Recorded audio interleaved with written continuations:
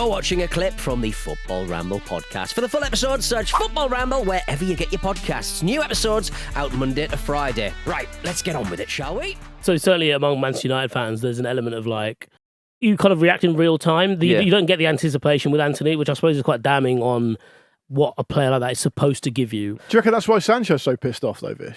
Well, the Sancho thing's fucking hell, this kid's only got the one Sancho leg. thing's fascinating. Well, not in the squad. And Ten Hag said on his performance in training, we didn't select him. You have to reach the level every day at Manchester United. And Sancho has since released a statement defending the way he's conducted himself in training. It is absolutely fascinating. You wonder why Erik Ten Hag has taken a decision like that to make such a thing so public. I mean, what are your thoughts on that? I think that's just generally quite belt and braces management, though, isn't it? You're asking about why a high-profile player hasn't come in when he's fully fit, and he's mentioned training, and obviously that plays a big part in it. And bear in mind, like, a lot of United's issues on the field are not necessarily related to attitude, but pertain to like how much work they haven't put in the past, and Ten Hag has come in and demanded a certain level. And generally, this kind of stuff happens, and it's taken as it's intended, which is, look, buck your ideas up. I've said my bit in public. I've said a lot to you personally, hence why I've explained why you're not in the squad, or usually it's along those lines.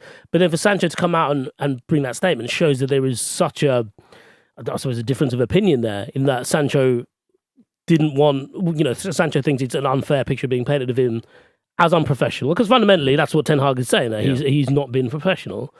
And for this feels very like the kind of thing that happens in like February. Yeah. Well, and when I saw that Sancho statement, I thought to myself, I don't think he'll be at the club for a huge amount of time. No, and it's such a... knocked quite a lot of money. I can imagine what they'll get for him. He'll pop up at Chelsea and sit on the bench for a bit and all the rest of it, in January or in the summer. And we know what a great player he can be, but he's just not quite done it in England yet. But for this, it's a great shame. It's not even in England. I think like United have had a long recent history of overpaying and...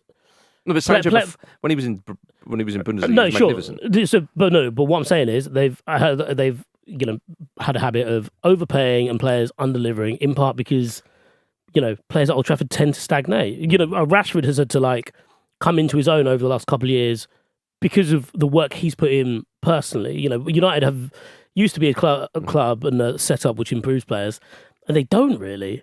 Martial is another great example. I've got a lot of time for Martial, but like I've realised I'm one of a small portion of Manchester What about United Varane fans. as well?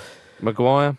Yeah, but like it happens, doesn't it? And so like we don't really know the ins and outs of the Sancho situation, but like I think there's a body of work there to suggest that it isn't just unique to Jadon Sancho. Yeah, fair one. Cheers for watching another fantastic clip from the Football Ramble podcast. Make sure you click like on this video and subscribe to the channel, which means you will not miss a single upload.